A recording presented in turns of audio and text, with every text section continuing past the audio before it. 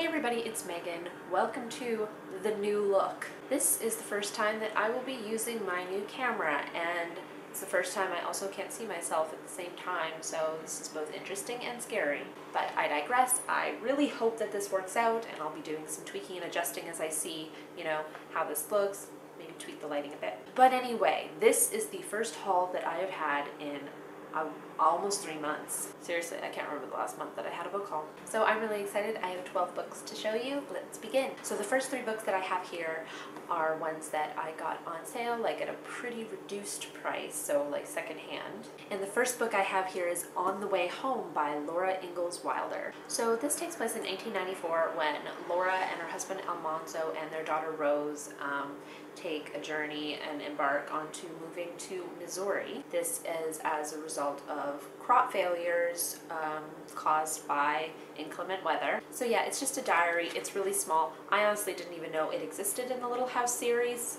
but it's just like an extra, sort of like an extra thing.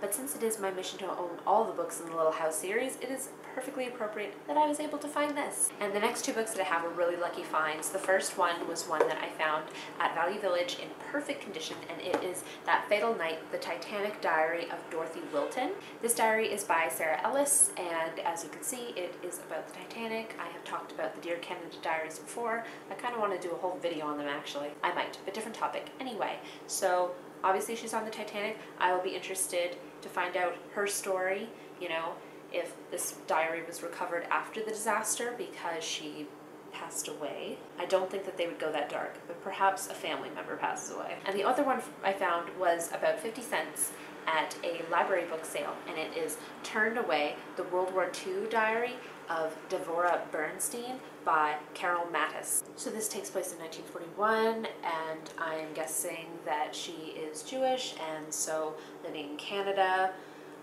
I think I read this years ago when it first came out, and so I don't really remember too much about it, which is great. Perfect for rereading. So the next 4 books that I have here are ones that I was able to find for reduced price. They happen to be on sale and worked out lovelyly for me. And the first of these is Fangirl's Guide to the Galaxy, a handbook for geek girls by Sam Maggs. So this is pretty much as the title indicates. It's a book about fangirling. I think it's going to be similar to Geek Girls Unite, the book that I talked about in my May wrap-up. This is so cool. Some of the chapters are named One of Us. It's Good to Be a Geek.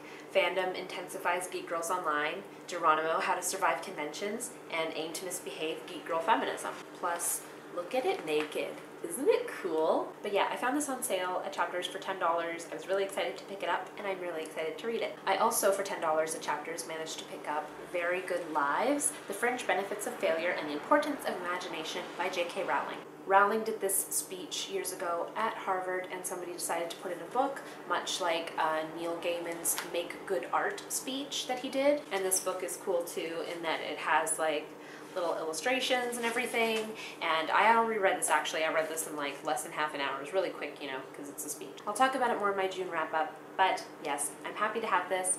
I want to gradually collect everything that J.K. Rowling has written, and yeah. The next book I have here is Finding Audrey by Sophie Kinsella. So this is Sophie Kinsella's first YA novel, which is huge because she's one of my favorite chick lit authors. I love the Shopaholic series so much. And so to read YA by her is pretty intriguing.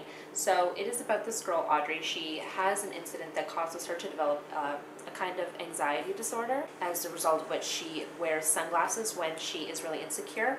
So I don't know too much about beyond that, but I'm glad for that because I love books where you only know like a little bit about it, but it's enough to get you all intrigued. So I ended up grabbing this from Costco because it was on for a pretty good price. And the last book that I have for this pile is The Invasion of the Tierling by Erica Johansson. I just finished The Queen of the Tierling like very early this month, and the book, like the sequel came out right after, and it was on Chapters 40%, so I was like, hell yeah, I'm picking that up. So if you're not familiar with the first book, The Queen of the Tierling, it is about this girl, Kelsey, who when she becomes of age, she is going to become the queen of the Tierling, and a lot of people want her dead, and so in the first book, the first part of it is like the journey of even making it to her kingdom, and the other part is like she is being oppressed and fought by like mutinous guards, and there is a Red Queen and a different kingdom called Mortmain that is going to try to kill her and take everything. And so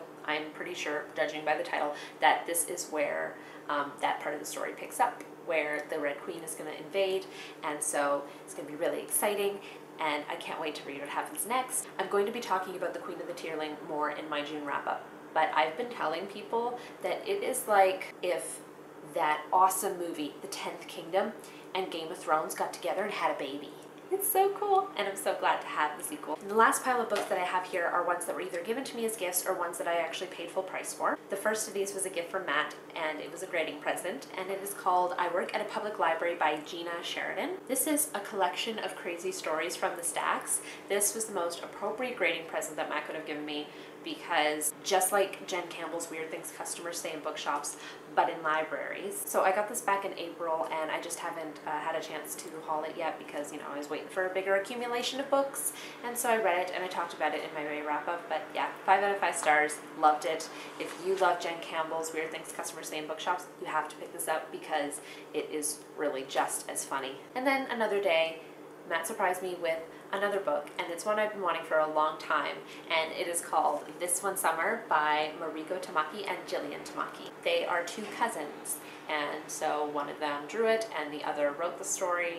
And so it's about these 2 girls, and their mothers are good friends, and they go back to the same summer cottage every year. And so at this point the girls are in their preteen years, and so they're starting to go through all of that stuff, like emotion-wise and learning about themselves. I read this last summer and absolutely loved it, and knew I wanted to have a copy for myself because it is one of the most beautiful books I have ever seen. Absolutely stunning. I mean, look at that. It's all purple, it's so pretty, and I love the story. It's a really great coming-of-age story, just beautifully done. And the next 2 books I'm going to talk about are the last 2 parts of a trilogy, the Paper Gods trilogy. So it includes Rain, and I will show you the next cover in a second. So this is the sequel to Ink by Amanda Sen, and it's following this girl, Katie, who is an American girl living in Japan. But yeah, she involves herself with this guy, Tomohiro, who turns out to be a paper god called Akami. This is where he does drawings, and the drawings can move, and he can sort of control them until he scratches them out and they basically die. It's kind of complicated. You'd be better off finding the first book, Ink, and reading the back of it. But I am absolutely in love with this trilogy. So I got Rain, I devoured it in like a day and a half, and then I went home last weekend and I was with Matt, we were walking through chapters, and I was like, let's just go and see if, in the YA section, if the 3rd one is out. Keep in mind that this was June 20th, okay? And the 3rd book, Storm, was not due out until June 30th. So we're walking along, I'm looking around in the general section where it would be in, and I'm like, I was like, Matt, it's there! It's there!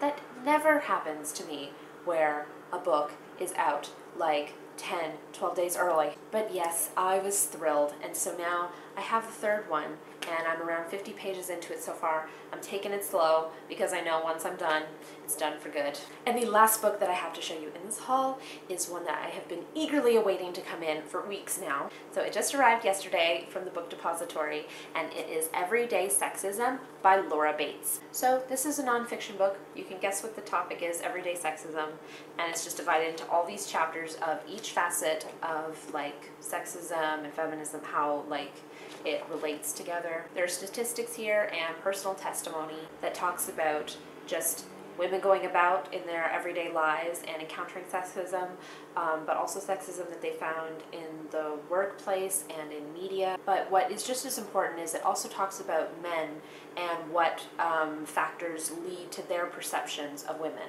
It's a lot chunkier than I thought. Actually, it's like 380 pages. I'm just so thrilled to finally have it. I have a stack of library books that I'm gonna get through, and then this is like up in the priority. But alrighty guys, there you have it. Those are the 12 books that I have acquired over the last 3 months.